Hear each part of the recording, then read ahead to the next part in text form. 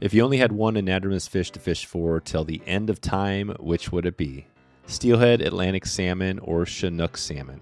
Which one is more of a challenge to find and swing a fly to? Today we are heading back into Alaska with a veteran guide who swings for all of these species, and today you're going to get his best tips on connecting with a king. This is the Wet Fly Swing Podcast, where I show you the best places to travel to for fly fishing, how to find the best resources and tools to prepare for that big trip, and what you can do to give back the fish species we all love. Hey, how you doing today? I'm Dave, host of the Wet Fly Swing Podcast. I've been fly fishing since I was a little kid. I grew up around a fly shop and have created one of the largest fly fishing podcasts in this country. I've also interviewed more of the greatest fly anglers and Alaskan guides than just about anyone out there. Chris Childs, Togiak River Lodge Chinook guide and two-handed instructor, is going to walk us through the Togiak River experience in Alaska. You're going to find out how to swing your fly broadside. We're going to talk about the broadside swing versus more downstream and across. You're going to find out how to swing your fly broadside and how to work your fly with changing tides and what to do when a giant Chinook actually chews the gum. Plus, you will find out which are the few major king rivers you should be thinking about up in Alaska. We're going to talk about that, as well as Atlantic salmon and some steelhead. He guides in the place most of us only dream about. Here he is, Chris Childs at badtown_PNW on Instagram. How you doing, Chris? Good, buddy. How you doing? Awesome. This is going to be a great conversation. We're going to talk about Chinook fishing and up on the Togiak, probably around, up in Alaska. And then we're going to get into a little bit. We're going to do a deep dive on that today, two-handed fishing, and then also a little bit on your background, kind of just generally. But yeah, man, how are things going? Yeah, everything's good. Another beautiful morning here in Central Oregon. Look forward to talking about kings and our spring and summer program up on the Togiak. Yeah, exactly. This is going to be great. Well, let's start off. We've got a ton to talk about here, but I'm interested in your background. It sounds like you're in Central Oregon now. How'd you find yourself up guiding in Alaska? So I picked up a two-handed rod probably 15 years ago. So I'll be going in my 16th season here soon. And Alaska's always been on the radar. Just the number of species you can chase and doing it with a two-handed rod in particular. And so I kind of got my name through in the hat for a job up in Southwest Alaska and jumped on it. And that was 7 years ago now. Nice. You started the two-handed rod about the same time when I picked it up. And there's definitely been some struggles for me along the way, but it's been an amazing tool for finding fish. What's your experience on kind of the two-handed game? Or do you feel like you're still have some things to learn, or are you pretty good to go? Yeah, I feel like there's always stuff to learn. I had a full-on mentorship. So two-handed rod was put in my hand. It was literally walked down to an amazing steelhead run and kind of given the finer points on swinging a fly. But yeah, every time I step into a river, there's a whole thought process that goes on to figure out the given piece of water and how to approach it. So yeah, always stuff to learn. Yeah. And you said Southwest Alaska, is that where you started with the two-hander? No, I actually started here in the Pacific Northwest in Oregon and Washington, fishing for steelhead year-round. Oh, you did? And what were you covering down there? What were your rivers in Oregon and Washington? Sandy and Clackamas during the winters where I cut my teeth, some of the North Coast stuff, and then I'd bounce over to the east side and fish the Deschutes quite a bit, Click Attack, Grand Ron, all that stuff in the summer and fall. Right on. Right. And now are you mostly, as far as your guiding, is it mostly Alaska, or what does that look like? Alaska is actually a small portion of it now. So I do mid-June through more or less the end of July up on the Togiak, and then I come home and work on the Deschutes, and then later into the fall on the John Day River. Okay. Yeah. And you hit the John Day. Awesome. What is the John Day is a little bit different than the Deschutes. What's the fishing like? Is there a lot of differences there between those two? Yeah, there is quite a bit of difference. More or less the fish are the same, but water type is totally different. John Day is a very low gradient, slow kind of meandering river, where the Deschutes has quite a bit of CFS and gradient, great big structure, big long pools, and kind of every water type you'd be looking for summer steelhead. John Day, slower, like I mentioned, shallower lies at times. So there's some crossover there. Right. Is the timing, and also the Deschutes has a has a, dams above, right, controlling the lower 100 miles. John Day is I think the longest free flowing river in Oregon. I think still is its thing. But is that a big thing? Do you see the timing and water levels? Is that a big part of the difference? Yeah, run timing is definitely different. The John Day is going to be later. There will be fish pushing in through October. The best fishing we find is in the month of November, when you have that first kind of high water event of late fall, gives those fish in the lower system kind of free passage to move up into the middle stretches. Right. That's cool. So it's November. Is that kind of a short window once you guys start fishing that? Yeah, we do about 4 to 5 weeks in November, and it's all a race against those cold fronts coming in and winter starting. You can definitely see some frost on the river and some slushy ice moving down as early as like the first week of December. So pretty short window there. Yeah. So like right now we're in kind of early December. Christmas is right around the corner, but right now could you still find some action up there if the water was right? Yeah, absolutely. You can still find plenty of fish around, and definitely plenty of fish willing to move to a swung fly, if you're willing to brave the elements and put in the work. Absolutely. Nice. And did you guys see, any given year up there, are you seeing lots of people up there? I know that obviously the Deschutes has plenty of anglers. Yeah, nothing quite like the Deschutes. The access on the John Day is relatively limited. There's more and more access nowadays, so you're certainly seeing more bank anglers. The particular stretch of river we do in either 4 or 5 day overnight trips. So that really limits the pressure. You have to make a full 4-day commitment. It's a lot of rowing, and doing those floats, you're packing your camp with you. So we run baggers, so the camp is out ahead of us and set up. But for the private angler, a lot of logistics go into getting down that river and fishing it. So Right. It's not easy to put that together. You got the timing. Where would you send somebody if they wanted to find out a little more information just on the John Day, as far as, kind of when to fish it, or just maybe even exploring where to go, like access points, stuff like that? I'm a little bit old school. I don't do a lot online, so I'd probably call the Deschutes Angler. Oh, yeah. Try and get a hold of John or Amy Hazel, and they can give you a rundown. And then kind of on run timing, kit, and all that. And then as far as access goes, a call to your local ODFW biologist. There's state parks on the John Day for bank access. And so kind of those 2 phone calls will get you in the right place to go chase those fish. Perfect. And then and John Hazel, we're gonna have him on. I think he's having a surgery. I think right now, a hip replacement. But as soon as he gets done with that, we're gonna hopefully get him on the show here. Now, have you worked with John? Do you still, or do you doing your own operation on the Deschutes? I've not worked with John. My time guiding here in Oregon kind of came after he was slowing down a bit. He's still guiding every fall, but no, I've just known him for years. My mentor, Matt McCrary, worked for him for a number of years, but I'm kind of 2 generations removed from my mentor's time at the Deschutes Angler. So I came on a little bit later. But yeah, I live right down the road from those guys, and pop into their shop and pester them as often as I can. Yeah, cool. Have you been? Did you hit the Deschutes? Or are you still on the Deschutes? Did you hit the summer? Yeah. I started fishing the Deschutes right when I came home from the Togiak in July, and fished it right through the end of October, before I left to start my John Day season. Yeah. How did the run? How did it all feel compared to, we've had some ups and downs. How did this year feel? Yeah, it definitely felt better than years past. You had pretty reasonable expectations to touch a fish more or less every trip, which is awesome.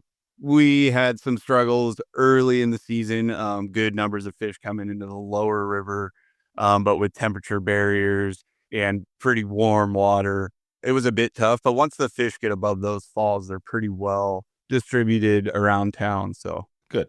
Well, we might hold maybe we'll swing back around to some of that summer steelhead, if we have time at the end. But let's jump on Togiak and talk, because we've had, a few episodes here where we've talked about, same, the equipment's a little bit different, right? You're using some heavier stuff, but Chinook fishing on the Togiak for, basically 2-handed, right? Spey on the Togiak. So talk about that a little bit. What's your connection? What does your program look like up there? When does that start? And then when can people kind of expect to have a chance at a Chinook? Yeah, so we start middle of June, which would be what we consider our week 1 of our program. So you're not necessarily looking for the first push of fish. There should be plenty of fish in the system and coming in on every day's tide. And then we run through right around the middle of July, kind of into that third week of July. And the run starts tapering off then anyhow. So we show up just right when the fish show up and leave kind of as they start tapering off. They do, yeah, right. So you guys are then maybe talk about what the run. I guess obviously there can be variation, things like that. But are you, and you work with Epic Waters? Maybe start there on that. Are you putting together like one big trip 1 week there, or are you guys kind of covering multiple times throughout that 2-month period? Yeah, so we're running 5-day fishing rotations. So our first clients show up and you fish the day you get off the plane. And you'll fish the next 5 days, 10-hour days. We asked a lot of our anglers, as far as long days fishing, they seem to not mind one bit. So 5 days fishing, and then we welcome in a new set of guests for the next 5 days, and we'll do that through 5 rotations. Gotcha. And then how many guides do you have, and then how many guys do you have there in that 5-day trip? This year we ran 6 boats, so 12 anglers. We're a 2-to-1 angler to guide ratio. And so every morning 6 boats deploy, and we discuss every evening our next day as far as where we're going to be, where we think the fish are going to be, what the water levels are doing. And we're running all out of power boats out of the lodge, so really flexible on what section of the river we're going to fish, and then timing the tides, and then following the fish up that have come in out of the bay that day. Right. Is that the key to Togiak especially? And is that similar? I know you fished or you guided in the Kanektok as well. Is it all about kind of hitting the tides right and when those fish are coming in? Yeah. I think mentioning the Kanektok, you have a bit more tide water at your disposal, just the way the sandbars line up down in the lower river. But absolutely, that king game in Southwest Alaska is almost solely dependent on tide. For allowing those fish to come up through the bay. And you kind of want to be right in the mix of them or just ahead of that day's push or that tide's push of fish. So you're timing the tides, and then you kind of just follow that push of fish up to any likely, not necessarily holding water, but where they're going to slow down and take a break before they start heading back upriver. And that might be what would that, if it's not holding water, what other type of water would that be where they're slowing up? You're looking for soft inside stuff. We fish a lot of kind of back channels or mouth of back channels, kind of where there's an introduction of some slower water coming into the main stem. Real similar to steelhead fishing as far as kind of the walking speed water, maybe a little bit quicker at times for kings, but not by much. So anywhere that fish can kind of take a little bit of a rest, have a breather, that could be 5 minutes, that could be 5 hours, depending on the water type. And then they'll kind of move on as they start their migration upriver. And so we call it kind of the revolving door. You're looking for those spots that fish use often enough that you can make multiple passes and expect multiple encounters on any given pass. Right. Gotcha. And you mentioned the 5 days. So when people come in, are they typically coming in the same day, the new crew each week, or talk about that? Are they flying in like on a weekend or the weekdays? Yeah, so our changeover day is Sunday. That's what it was last season. So you'll fly in that day. We come down and pick you up at the airstrip in the bay, load you up in a power boat, run you up to the lodge. We do a quick introduction, get you assigned to your cabin, get you unpacked with all your personal effects in your room, and then we do rod rigging and setting up, and then we head out and fish that same day. So you can be off the plane within a few hours tied into a king. Right. So Sunday, so if all works, yeah, that's kind of how you do it. And then people typically would be flying up probably the night before on Saturday into Anchorage, and then jumping over on a plane the next Sunday morning. Is that how it works? Yep, absolutely. So you'd fly into Anchorage. We try to encourage people to take a night in Anchorage, just to make sure they have what they need, or if they need to grab any last minute kit, they can do so. In Anchorage, we have a lot of international clients. They'll take a couple of days and kind of ride through that jet lag for the first couple of days, and then we fly them directly from Anchorage into Togiak. Okay, and then Monday, that's the first day. You guys have a little breakfast, and then you're getting out. Is this something where you're getting out early on the water? What does that look like? Yeah, so your first full day of fishing looks like coffee's on right around 6 o'clock, breakfast by 7, and then we expect you down to the boats by 8 a.m.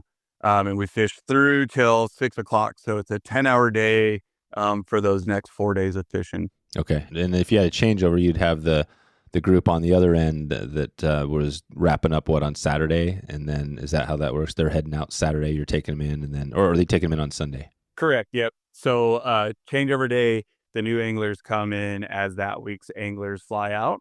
So we have a breakfast in the morning. We make sure you're all packed up and everything gets loaded into the power boats. We'll run you down to town.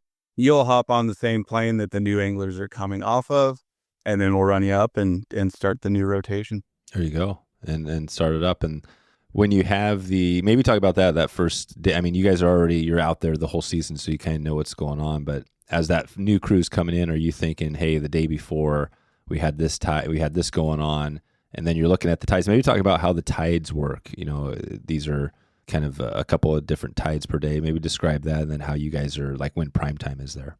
Yeah, absolutely. So on that changeover day, your timing is going to be a little bit different than the day before. You start fishing a little later. So you're looking at what the tides are doing by the time you'll be hitting the water.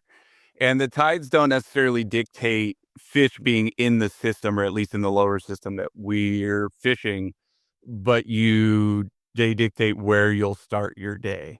So if you've got a high tide by the time you're taking your anglers out, you're not going to want to be down in tide water. It's going to be a lake. There's not going to be enough flow to fish those runs down there. So you want to move up in the system, and you're looking for those fish that have already rode in on that incoming tide. Now, as that tide starts to drop out, you can start moving down in the system, looking for those fish that may have got caught on that slack tide or at the highest part of the tide. As soon as they find flow, they'll start moving again. So you'll start finding those fish in suitable lies to present a fly to. Gotcha. Yeah. So they're basically coming in with the tide, and they're kind of either migrating up, or they are probably, like, some of them are migrating to those areas where they're, like you said, that soft pillow water that we've heard about before. And then they're just resting there for either a short time or a longer time. But those are the areas right above tide. So that first little pillow water above whatever the tide's at that day is probably the place you guys are starting. Absolutely. Yep. That the first suitable piece of water for them to take a nice little rest. And as I mentioned earlier, it could be 5 minutes of them resting. It could be 5 hours. These fish, unlike, say, steelhead in the Northwest, they're not going to hold for very long. They're going to continue their upriver migration and get to their natal spawning waters or close to, so they can stage up. So you're just looking for those fresh fish off the tide, taking a break in suitable water to get that fly to them. Okay. And then on the gear, maybe describe that a little bit. Do you guys have that covered? If somebody's coming in, they're pretty new. I'm guessing do you have a mix of people that are like the super experienced two-handers, and then you got people that are beginners, or what's your clientele look like? Absolutely, yeah. We've got a good mix of anglers. We do have a lot of well-seasoned, well-traveled anglers that have either fished for kings, steelhead, Atlantic salmon, or all three, and do a fair bit of traveling. And then we also have new anglers coming in. And so we give everyone a gear rundown well before we expect them in camp, so that they can contact their local fly shop, order things ahead in Anchorage, or anything that they're not able to find or don't have personally, we'll have in the boat for them. So shooting heads, rods, reels, you name it, we'll have anything you need.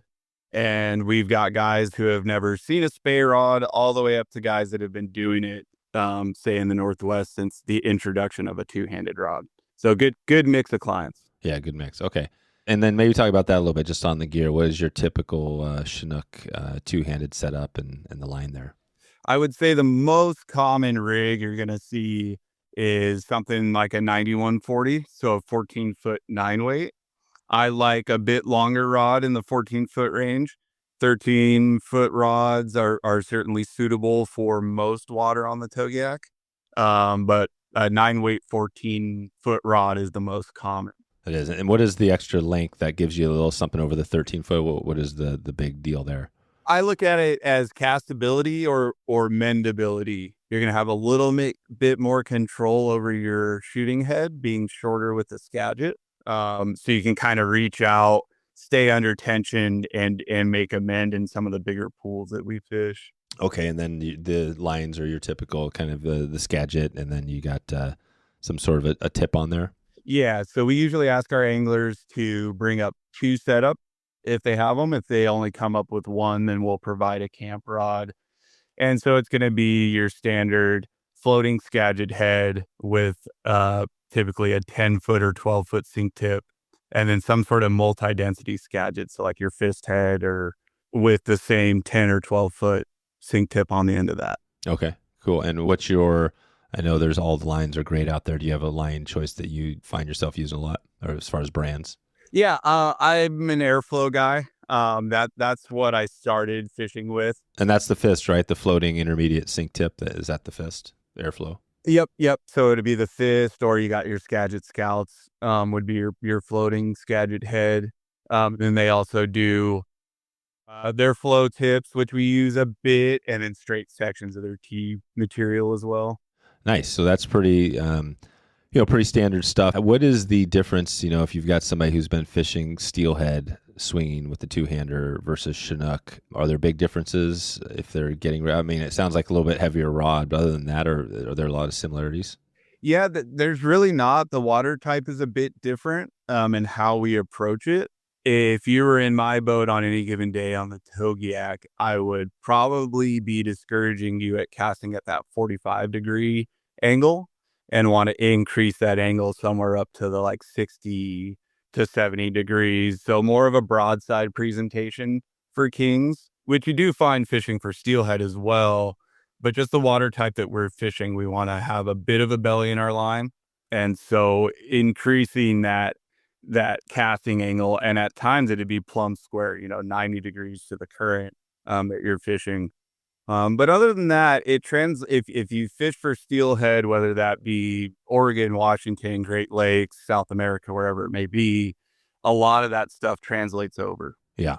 And what is the 60 or the more of what does the belly do for the swing? Well, it does a couple of things. I like to present my fly broadside, right? So it's giving the biggest profile of the fly to the fish for the longest period of time possible. So presenting that broadside fly and increasing that casting angle will bring you under tension almost as soon as that fly lands. We do mend quite a bit, but we want to maintain as much tension as we can on the outside portion of our swing.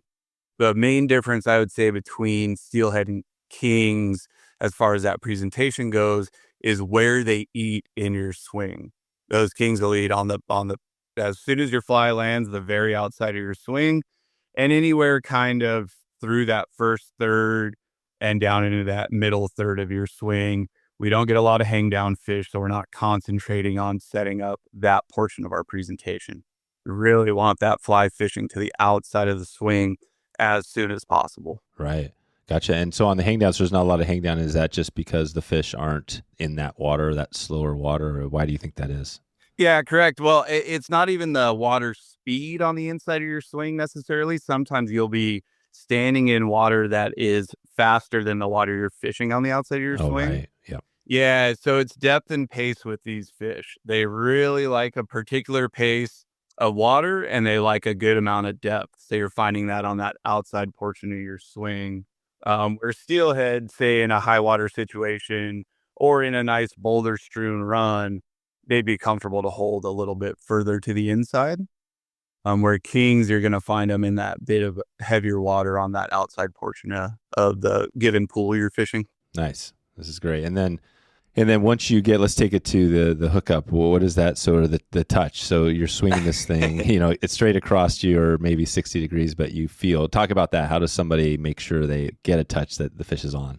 In an ideal situation, the angler doesn't really have to do much.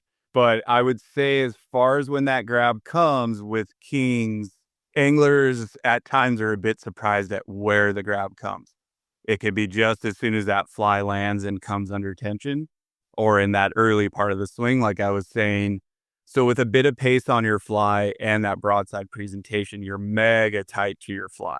So when they grab it, there's no kind of pluck. There's no, I always say with steelhead, like they kind of sniffed it or boiled on it. What about the George Cook line of chewing the gum? Does that apply? Yeah, absolutely. Kings will chew, and I 100% agree with Uncle Gio there. What I would say is that chew is a deep pull. It's not so plucky. It's a deep pull. You're gonna feel it, right? And Right. if you're mega tight to your fly, which you're going to be when that grab comes, you're gonna know. And they will grab it multiple times in a given presentation. And so I just tell my guys, let them eat. Let them dictate what our next move is. Typically, the next move is grab a hold of that top cork with both hands and hold on. Um, Yeah.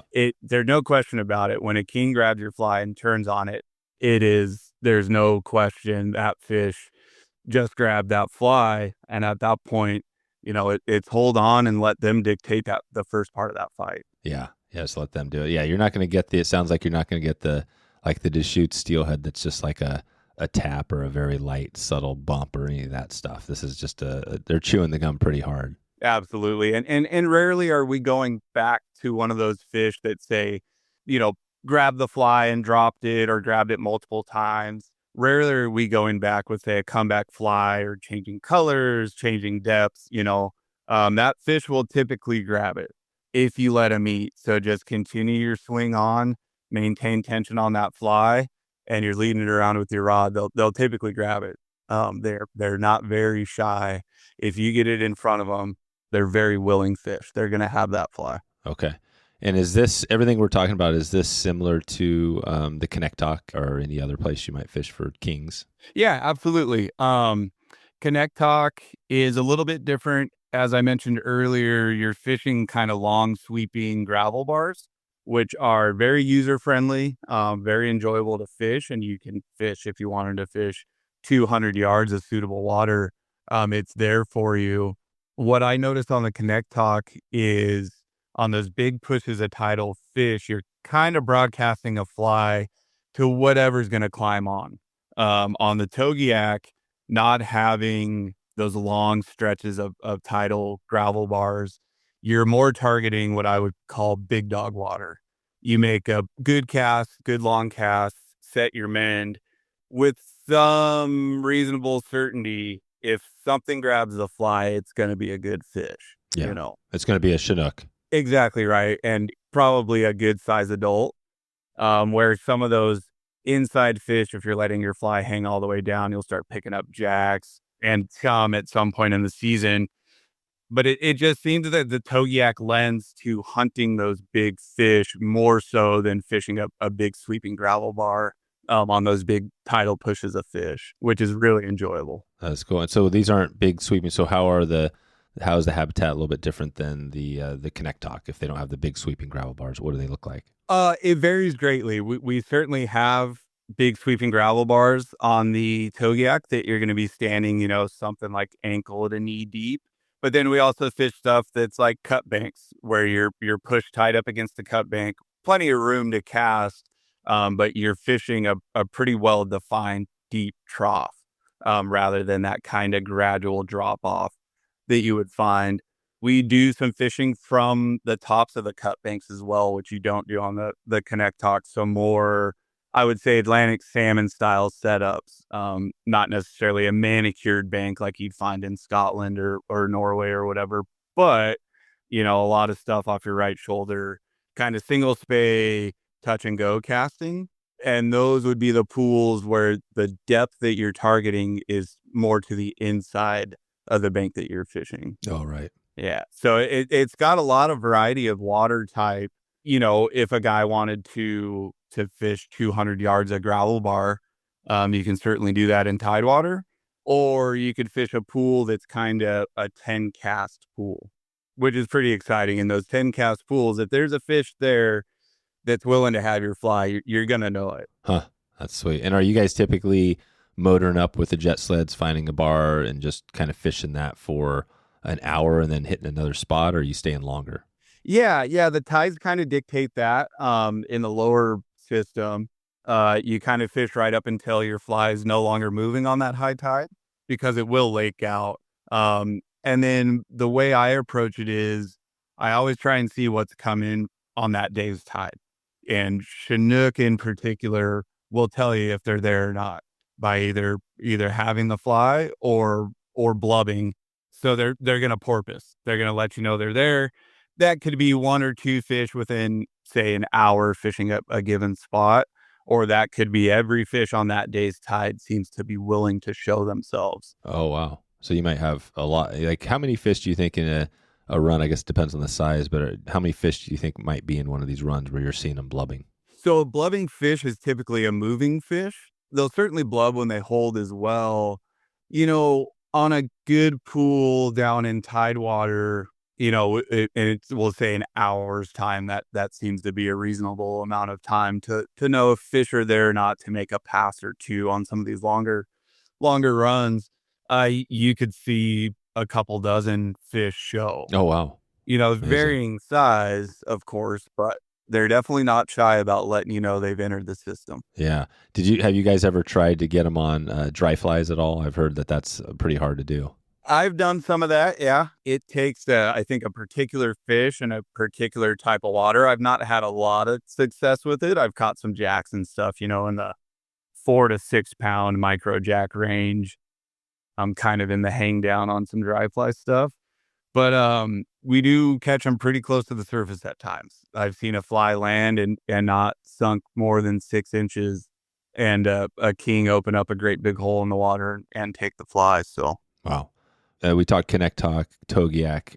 Are there other places that people are thinking about that are? I mean, I know there's been some ups and downs with the Chinook too. What are the other big rivers? Are they down to just a few where you can get them now in Alaska? Yeah, as far as what's on my radar for swinging flies in the type of water that most of the anglers that come up and fish with us are looking for, there's really only a handful. So Kanektok, really classic, really well known, a lot of history there with swinging flies. Togiak, which is new on my radar as well. I've always known of a good Chinook return there, just not many people fly fishing it. And in the last 2 seasons, we've been the only people swinging flies on the Togiak.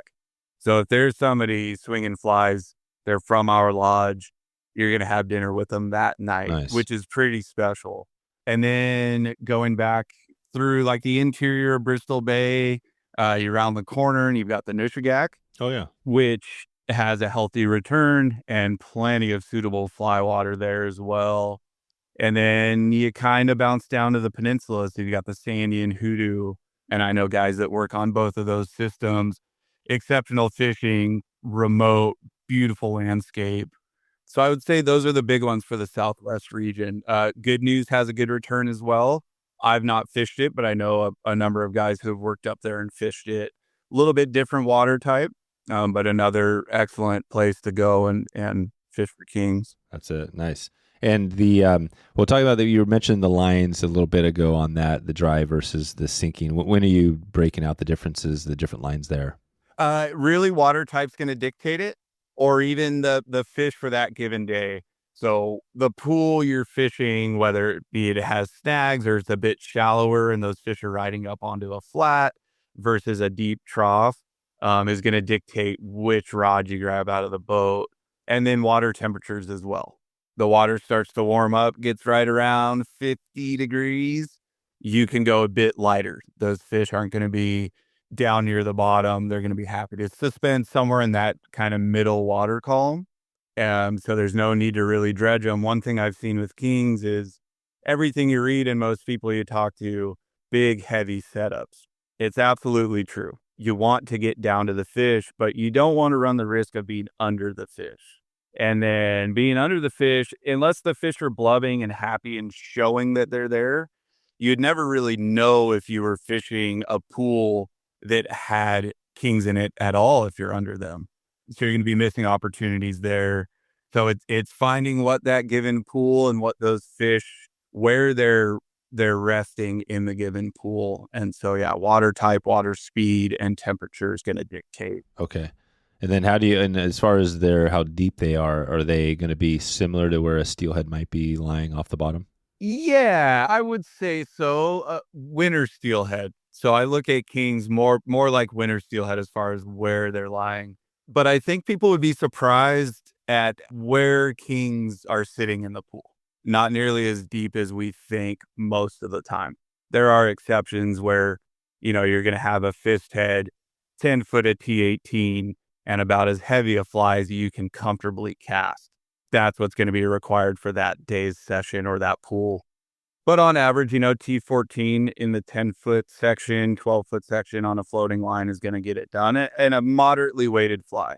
I want my anglers to enjoy their day fishing as well as catch fish. So if you can cast it, you're probably in good shape. If you're struggling to turn it over, you may be too heavy or too overdressed, depending on the fly. Right. And what are some typical flies for Chinook that you'd be using out there? Is there a large selection, or is this kind of grab whatever in the right color and size, or does it even matter? Yeah. I mean, so I was taught fishing for steelhead, they'd eat your car keys if you could cast them. And I think that reigns true with most anadromous fish. If you get in front of them and it's at the appropriate speed, appropriate depth, they're going to have it. The typical king fly for me looks like something in the probably 4-inch long range, a fair bit of flash in your brighter color palettes. Your chartreuse, blue chartreuse white, and pink. Pink, anything will eat pink as far as I can tell. But not very long, a couple pieces of marabou and a fair bit of angel hair, whatever your preferred flash is, typically gets it done with like a medium dumbbell eye, sometimes a large, and unweighted flies have their place as well. But I think when I came on to the scene for fishing for kings, it was go as big as you can possibly go, right? 6, 8 inches, string leeches, big 2-station intruders. I still fish all of that stuff. But when it sets up right, you can fish a relatively small fly that's moderately weighted and really enjoyable to cast, because you will be casting a lot. You'll be casting a big rod with heavy sink tips all day long. So it should be enjoyable. Yeah, that's right. When you have somebody newer to it, how do you prepare them for casting a big 9-foot or a 9 weight 14-foot rod all day? What's your advice to that person? Try to stay relaxed. The casting is going to ask a lot of you physically and mentally. The Togiak in particular is a large system. So probably the first thing I do to prepare someone mentally for fishing these big rods for these big fish on this great big system is tell them, think you're fishing a river within a river. You're going to be standing in bank to bank. There's no way you could ever physically cast it, but we're only covering the water that we can cast and present a fly to. And then as far as the casting goes, I just take people right back to the basics. If they have a good solid foundation with a 2-handed rod, they're going to apply that the same, whether it be a, 12.5-foot 6-weight for winter steelhead or a 14-foot 10-weight, say, for kings. Stick to the basics, smooth and steady, and try to stay relaxed. I see a lot of people gripped on the cork in anticipation for that grab. Their shoulders, their neck, everything's mega tense stuff. It's going to make for a long week. Let that grab surprise you. Be nice and relaxed. Bait casting in general and swinging flies, I look at it as a meditative time. When you're stepping down through a pool, you're thinking through what your fly is doing, how you want your presentation to come through that pool. And then when the fish grabs, it goes 0 to 100. And that's the time to really buckle down and get serious, but just let that fly come around and let that fish surprise you. Love that. Relax. Is the stepping down, are you doing that in a lot of these runs where you're working down, kind of casting, stepping like steelhead? Absolutely. Yep. We will start typically being the 2-to-1 angler to guide ratio. One guy will start at the head of the pool. The head of the pool could look like a, riffle drop off like a typical steelhead run would, or you're just right into the meat and potatoes. And then one guy will start lower in the pool, appropriately spaced so that you're comfortable casting and you're not chomping at each other's heels as you work down through a run. And then we let the fish dictate it. We may start you in a 200-yard zone and split it up with the 2 anglers. And if all the fish are eating in that, say, bucket or that 50-yard zone or smaller, then we'll condense it down on consecutive passes. But yeah, it looks just like steelhead fishing. And if your buddy's just absolutely roping them, say in a 4 or 5 cast kind of zone, they continue to work through and let the next angler come in behind them, and then you just rotate through. Gotcha. And as far as like numbers of fish, is this easier than, finding steelhead, or or what's that look like? How many fish? I guess obviously it's fishing, so there's ups and downs, but what does that look like? I would say on the Togiak, you're going to have a reasonable expectation to encounter what could be a fish of a lifetime every day you're out fishing. You're going to catch a number of those fish in the kind of, 10 to 15 pound range, and a 15-pound king in Southwest Alaska is nothing to turn your nose up at. They're going to give you a good scrap. Well, if you caught a 15-pound steelhead, you'd be loving it, right? I mean, that's a nice fish. Oh, everybody in the county would hear about it, right? So, yeah, nothing to turn your nose up, but these fish, they're the biggest and baddest. They're going to come into these rivers we're fishing. And I love to see big fish hooked. I love to have big fish in my net.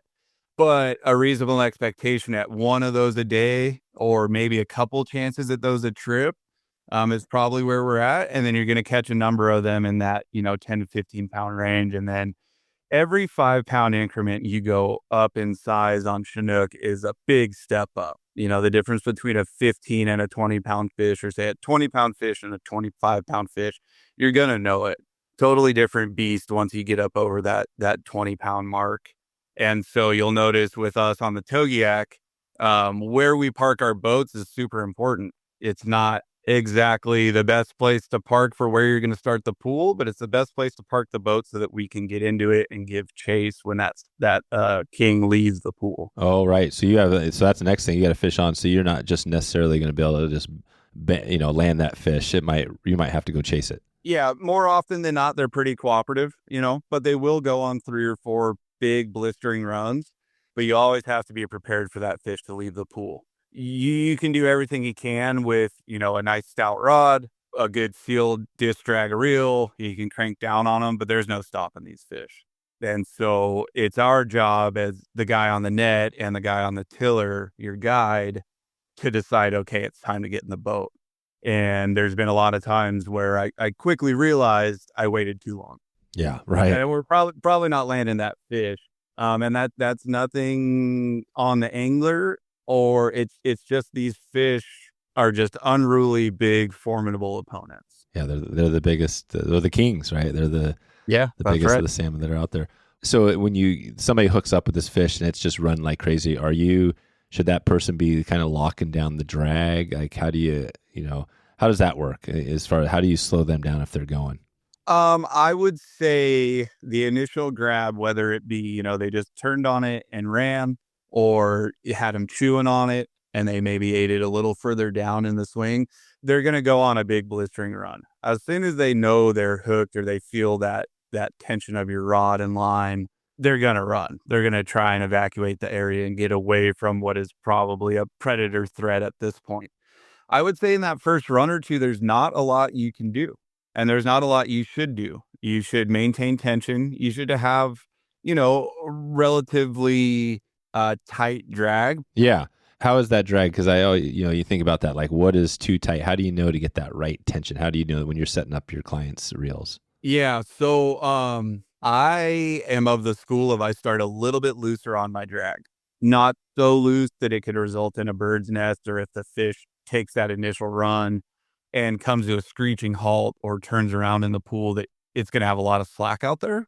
But I don't want to be so tight that fish can't it's hard to go pull on that. Yeah. So I just like to, I think when I'm stepping into a run, right, if I'm starting, say, with my entire shooting head out and then working out 2 strips of my running line as I cast, if I'm struggling to pull that line off my reel, like if it's taking a bit of effort, I'm probably too tight. And with these modern disc drag reels, you can tighten all the way down, but you're not going to be able to dictate much of anything in that first run or second run with a king.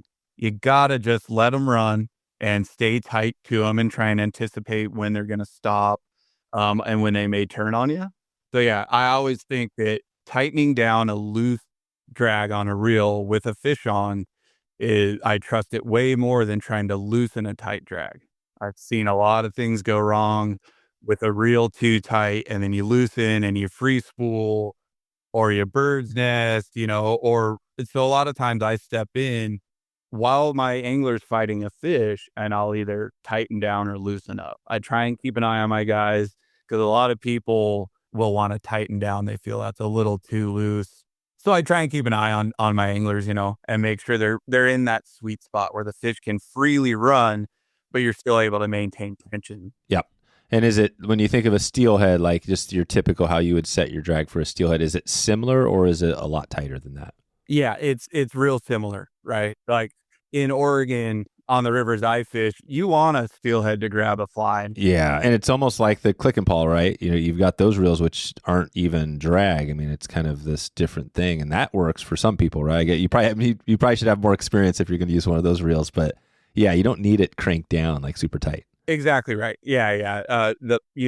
Click and pawl reels is a great example. How many steelhead have been landed on click and pawls? Probably far more than disc drag reels or cork drag or whatever it may be, right? Yeah. And that's allowing that fish to go on those big runs. With kings, you want to have enough drag that you can try to slow the fish down. And you'll notice I say try. At times, there's nothing you can do. You're certainly not stopping them. But if a fish is going to run into some riprap or is going to round a corner, leave a pool, we're going to try and slow it down using the drag on our reel. So you want a nice stout, like click and pawl. I've seen more click and pawls blow up, on the first king of someone's trip. Oh, right. Oh, so people are using them for kings. You've seen some click and pawls on the king trip? Yeah, there's some stubborn people who show up with them, and I try and advise them that if they care anything about that reel, it's probably not the reel for a king. And if you can't find parts for it, I would probably pack it back up. So yeah, I'm running disc drags. I run hatch reels and Serratione reels, just real stout drags that I trust. Yeah, perfect. This is great. Nice. Well, I mean, we've covered quite a bit here, just painting the picture for what this looks like. What else are we missing here? If somebody's thinking about this and they're really they're big. I'm thinking of the person that's a two-handed angler, loves steelhead fishing, has never caught a Chinook, and is like, hey man, I've been wanting to do this. What else should that person be thinking about? If you're thinking about coming up and you want to fish for them, try and put out of your mind this big heavy setup for these big giant fish, right? If you swung a fly down in like the 2-weight trout spey realm all the way up through, your 8-weight for winter steelhead, all the same principles apply, right? Go back to the basics as far as the casting goes, how to present your fly. And on the Togiak and kind of Southwest Alaska as a whole, the weighting is real forgiving. Small substrate, it's not a big boulder strewn run, so you're very comfortable throughout the days fishing and throughout the weeks fishing. Rain gear's a must. Make sure you've either got a coat you trust or you just put some DWR on it and it's going to hold up, because we're right on the Bering Sea. You're going to get those systems throughout the day. So a comfortable angler is going to fish the best, right? Yeah. And yeah, I would just try to put out of your mind these big, heavy setups. The heavier sink tips and the sometimes heavier flies than, say, a winter steelhead fly. You're also fishing a heavier rod, a stouter rod, and you've got heavier running line up into the 50, 60-pound range. So shooting all that stuff is no problem. It all translates, whether you're a trout spey guy, steelhead guy, it's all going to translate. But the fish are just going to be a little bit larger and act a little bit different than stuff you've caught before. Nice. Perfect. And give us a little rundown on just the Epic Waters. So you have this program you have going at Togiak. And I think is Steve Morrow, right? He's kind of leading things over there. Talk about where else you guys are traveling. Or are you guys kind of all over the planet? Yeah. So Epic Waters, this is Stevie's program up on the Togiak, and he's a sicko for kings. He loves them. So he brings super good energy to camp. They're out of British Columbia, and they run a number of camps up there. And he's just keeping an eye on the kings and Chinook in the Western Hemisphere. So if he sees an opportunity, he's going to go poke around and see what's doing. So super thankful for him for putting together the program. Yeah. So that's his focus. So he's really focusing on Chinook. That's like the species that in just different parts of the world. Yeah. I mean, the majority of his time is spent pursuing steelhead in British Columbia, but he's a sicko for him. He loves a Chinook, and so he's keeping an eye on what's doing. And the Togiak popped up on his radar, and I was looking for a home and looking for somewhere to take some anglers and friends, and he presented the opportunity, and we're turning it into a really well-oiled spey focused program. Exactly. That's really cool.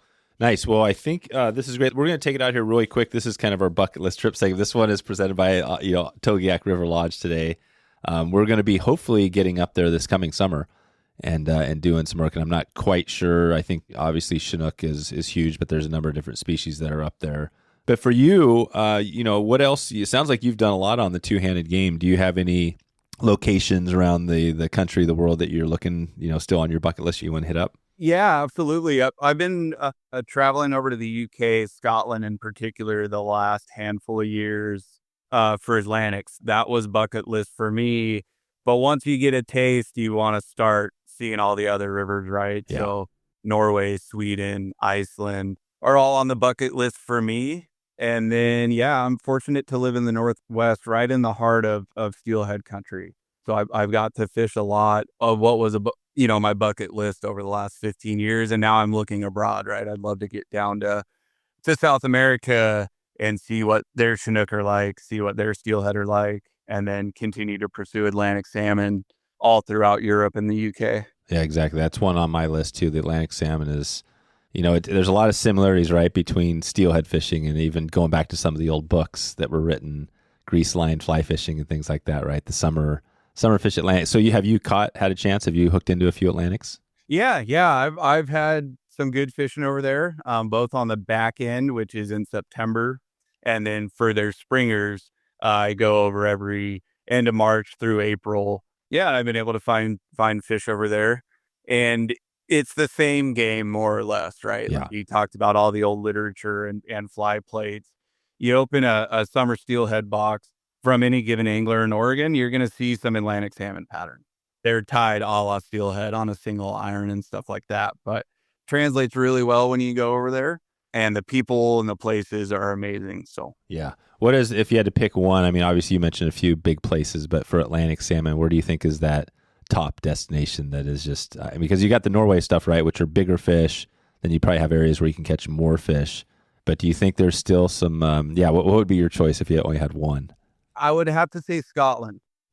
Just being infatuated with two-handed rods, spey casting, and traditional fly tying, it's the place. And the history, right? Isn't that kind of where it started, right, in that area? Exactly right. Yep. If you have the opportunity to go fish the river spey, that was my pilgrimage, right? That was me going to the place that we've been feeding off of for all these years in the Northwest. And the people are amazing. They want to know how you fish, where you fish, what you're getting into, and then opportunities open up and invites happen and stuff like that. So I've been super fortunate to see a lot of rivers and, get a small glimpse into the history and how they're keeping the history relevant with all the modern stuff that they're mixing in. So it's been just amazing being able to travel over there, and I'll be back over there this spring. And oh, nice. Yep. Right on. Cool. Well, I got a couple of random ones and then we'll get out of here. I was, thinking, well, first, let's just jump. You mentioned, we talked a little bit on the casting, but if somebody is struggling with the spey cast, what's your recommendation for that person before they get ready, whether it's Atlantic salmon or steelhead or Chinook? Don't hesitate to go down to your local fly shop and have a casting lesson. I feel that, I'm, well over 10 years into this, and I'll ask buddies of mine, hey, will you diagnose my cast and then walk me through what you're seeing? So I would say the biggest thing, if you're struggling in any aspect of casting on any setup, go to your local fly shop and ask some questions and get a casting lesson from someone who knows how to teach. It's a small price to pay for a quick download of a lot of information, right? There's people all over the country and all over the world now that can teach and teach well. So it's right at your fingertips. Go ask some questions, get a casting lesson, and somebody, no matter where you are, will be able to get you dialed in. That's great advice. Nice. Well, I can't leave here without getting some music out of you. So are you a big, do you listen to music or podcasts? What's your audio choice when you're kind of out there on the road? Yeah, so we're wrapping up the end of the year here. So I just got my Spotify most listened to, Oh, nice. and it's like it's all over the board. So I grew up in the punk rock scene. I'm a punk rocker, and so it looks like, everything Dead Kennedys, Misfits, all the way down into a deep rabbit hole there, all the way through John Coltrane and Coulter Wall. So Okay, perfect. Yeah, I think we'll throw some. Maybe we'll grab some Misfits if we can. We'll go on to Spotify, grab that. We'll throw it on. We'll get it in the show notes, and then maybe when we get a reel out there for it, if we can do that, we'll throw some music in there as well. It's pretty cool these day and age. I love the Spotify, just how the music, right? You probably remember back when it was hard to get music, and now it seems like it's pretty much all at your fingertips. Oh yeah, right at our fingertips. It's awesome. Cool. And what about podcasts? You ever listen to any podcasts out there? Yeah, I listen to your podcast. Nice. It pings me. I like some of the meat eater stuff they're doing. I guide some hunting as well. Oh, you do? Oh, cool. Yep. And yeah, so podcasts, when I got the time to really sit down and get to it, that's usually when I'm time flies at my desk. Well, what's your hunting? Real quick on the hunting. What is your what is this, like big game? Yeah, I kind of hunt every season if given the opportunity. I run upland bird dogs here in Central Oregon through the winter. So pointing dogs for pheasant and chucker. And then, yeah, I love hunting turkeys up in the woods on the east side of our state. Those mountain birds are awesome. I like calling to them. And then, yeah, big game as the lottery system in Oregon allows me. I've traveled to Wyoming to hunt. I've hunted stag in Scotland, red stag. Wow. Yeah. So any opportunity to fill the freezer. I don't care much for horns or hide. It's great to see a big critter, and it's great to harvest one of them, but I like eating wild game. So that's cool. Do you process when you get your game? Are you doing all the processing of the meat and all that on your own? Yeah, I typically am. Sometimes it's a bit hard to do when you travel, but yeah, I break everything right down to the primal cuts and then down to the butcher's cuts for cooking at home. So roast steaks, I make my own jerky. Whole nine. Where would you recommend if somebody wanted to do that themselves, haven't done that before? Is that something pretty easy to learn, cutting it and packaging it? It is, and it's right at our fingertips now, right? There's so many good resources. The Meat Eater, right? The Meat Eater probably has tons of, I'm sure they have got a bunch of episodes on that. Exactly right. Yeah. So YouTube, Instagram, all that stuff. Find an outlet that you trust that kind of aligns with your ethos within the hunting space and see what they're doing, right? And then don't be afraid to make mistakes. While cutting animals and butchering, there's no waste. Throw it in the grind pile if you miss a piece, And yeah, just have fun with it and try to make the meat look like how you want to present it on a plate, right? It doesn't all have to be jerky and pepperoni sticks. No, it doesn't. Although those are good. But yeah, you're right. Well, this is cool. We'll this has been great, Chris. We'll send everybody out to at badtown_PNW on Instagram. Is that the best place if people want to connect with you? Yeah. Yep. Check out my stuff. Send me a message. I do custom fly tying orders. Oh, nice. And casting lessons. You can book me through a number of Oregon outfits for a guided trip if you'd like, and or just holler at me if you got any questions. Perfect. Yeah, we'll get that going. And also on Togiak, right? You mentioned the Epic Waters, as they can track down if they wanted to get in on, find out availability on a trip. They can go there and take a look. Yep. Head over to epicwaters.com and check out their page. All the stuff they're doing in BC is world class.